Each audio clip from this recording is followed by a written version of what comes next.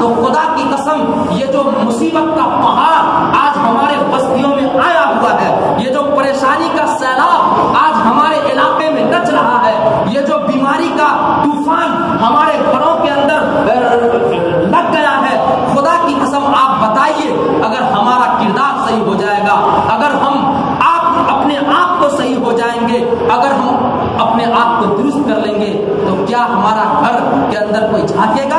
کیا ہم بارش کے موسم میں بھیگ جائیں گے؟ نہیں، ضرورت آج اس بات کی ہے کہ ہم اپنے آپ کو پہلے درست کریں، ہمارا کردار درست ہونی چاہیے، ہمارا انسانیت درست ہونی چاہیے، ہمارا دل دماغ درست ہونی چاہیے، علاقے میں رہنے والے لوگوں کا ایک ایک سوچ درست ہونی چاہیے۔ آج میں آپ سے پوچھنا چاہتا ہوں پورے محلے والے سے کہ بھلا بتائیے قرآن کریم کا یہ قانون ہے کہ نہیں ہے؟ اور اللہ کے نبی نے یہ کہا ہے کہ نہیں کہا ہے کہ مسلمانوں نماز پڑھنا فرض ہے؟ یہ کہا ہے کہ نہیں کہا؟ اگر ایک طرف سرکار ہندوستان کے قانون کی حفاظت کر رہی ہے تو وہاں پر ایک مسلمان کی یہ ذمہ داری ہے کہ نہیں ہے کہ وہ اپنے قرآن کی آیت کی حفاظت کرے؟ بھلا بتائیے قرآن نے ہم کو یہ کہا کہ نہیں کہا کہ لوگوں نماز پڑھو؟ اللہ کے رسول نے کیا ہم کو یہ نہیں کہا کہ لوگوں نماز پڑھو؟ اللہ کے رسول نے کہا کہ نماز فرض ہے، نماز پڑھنا فرض ہے۔ کتنا بڑا فرض اور کتنا بڑا کام ہے کہ اللہ کے رسول نے کہا کہ لوگوں جب مومن نماز پڑھتا ہے، جب مومن گھرانہ نماز پڑھتا ہے تو ہمارے دل کو ٹھنڈک پہنچتی ہے۔ اللہ کے رسول نے کہا کہ نماز دین کا کھمبا ہے، نماز دین کا ستون ہے۔ جس طریقے سے کوئی بلڈنگ بغیر کھمبے کے، کوئی گھر بغیر کھمبے کے نہیں رہ سکتا ہے، اس وقت یہ دین بغیر نماز کے نہیں قائم ہو سکتا ہے۔ نماز دین کا ستون ہے، نماز دین کا کھمبا ہے۔ بھلا بتائیے آج اس وقت ہمیں اور آپ کو کیا مودی سرکار نے نماز پڑھنے سے روکا؟ کیا نتیش جی نے نماز پڑھنے سے روکا؟ آج اگر ایک حکومت کی ذمہ داری ہے کہ وہ اپنے قانون کی رکھا کرے تو بھلا بتائیے ایک مسلمان والے کی ذمہ داری ہے کہ نہیں ہے کہ وہ اللہ کے رسول کی قانون کی حفاظت کرے، وہ قرآن کے پیغام کی حفاظت کرے؟ مسلمان ہر اپنے آپ کو مسلمان جیسا بنے اور اپنے آپ کو مسلمان جیسا کہے، ایسا ہے کہ نہیں ہے؟ آپ کو کس نے منع کیا نماز پڑھنے سے؟ آپ کو کس نے روکا نماز پڑھنے سے؟ کیا کبھی کسی سرکار نے آپ کے پاؤں کے اندر زنجیر ڈالا ہے کہ نماز پڑھنے مت جاؤ؟ مسجد تک آنے سے بھلا ہم کو کس نے روکا؟ آج حقیقت پوچھیے، آپ معلوم کیجئے، خدا کی قسم جتنی بیماری، جتنی پریشانی، جتنی نحوستیں، جتنے گھر کے اندر خرابیاں آج آئی ہے، ان سب کا اصل راز اور ان سب بیماری کی وجہ اور ان سب کا اصل لب لباب ہمارا بس ایک ہی ہے کہ ہم نے خدا کو بھول گیا، خدا نے ہمیں بھلا دیا۔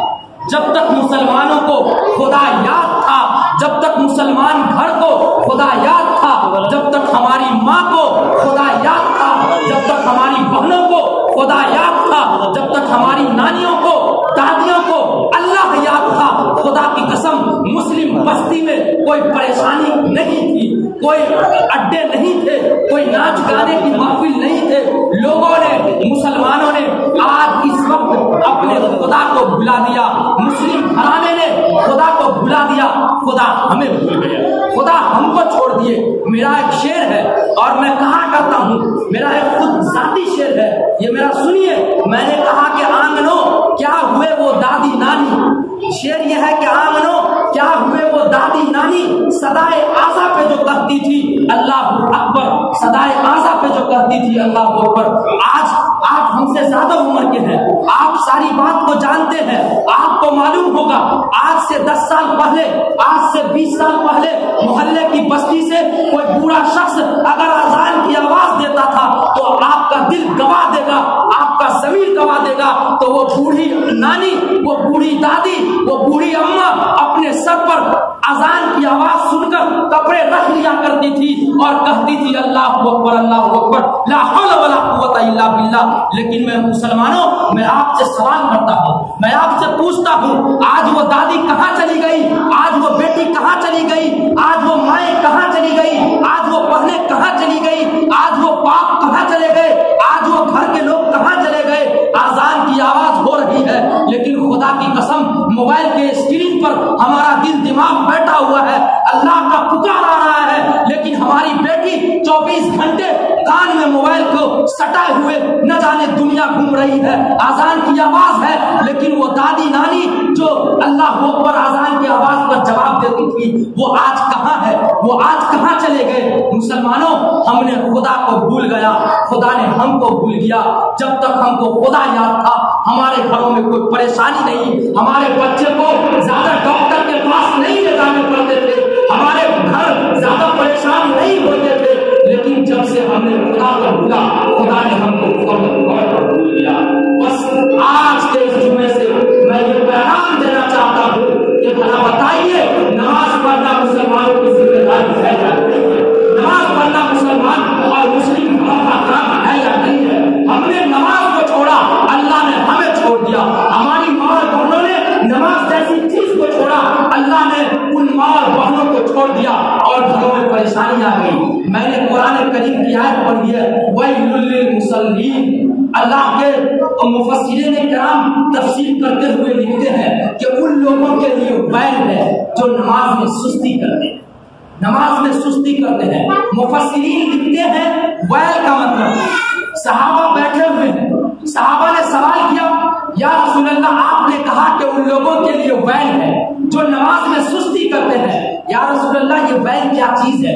और सुस्ती का मतलब ये हुआ कि एक वक्त में आए और दूसरे वक्त में गायब, जुहर में आए तो असर और मगरिब में गायब, इशा में आए तो फजर में गायब। ये सुस्ती करने वाले के लिए अल्लाह के रसूल ने वैल का लफ्ज इस्तेमाल किया।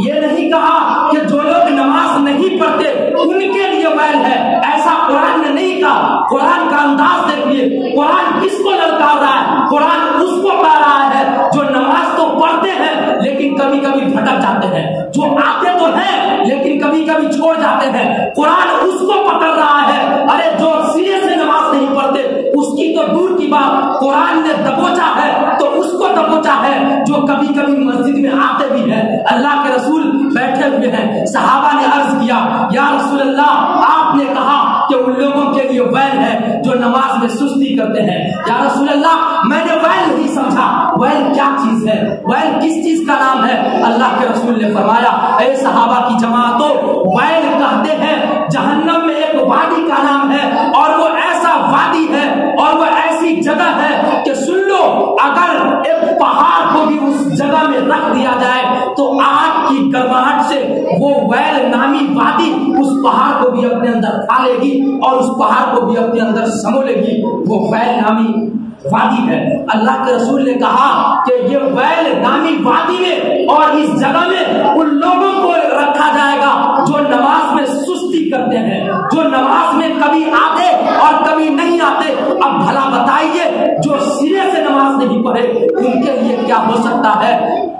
सहाबा बैठे हुए थे, अल्लाह के रसूल ने कहा कि मालूम होनी चाहिए लोगों को कि कयामत के दिन सबसे हल्का अजाब क्या होगा। अल्लाह के रसूल ने कहा कि कयामत के दिन सबसे हल्का अजाब लोगों को ये होगा कि आग के जूते पहनाए जाएंगे। याद रखिए, ये जहन्नम का सबसे हल्का अजाब है, सबसे हल्का अजाब कि आग के जूते पहनाए जाएंगे। और अल्लाह के नबी ने कहा उस आग के जूते की गर्माहट ये होगी कि जिस तरीके से हांडी को पानी और आग पर रखने के बाद, हांडी में पानी रखने के बाद आग पर जिस तरीके से वो पानी खौलता है, इसी तरीके से वो जूते की गर्माहट से उसका दिमाग खोलेगा, उसका सर खोलेगा। अल्लाह के नबी ने कहा यह जहन्नमियों का सबसे हल्का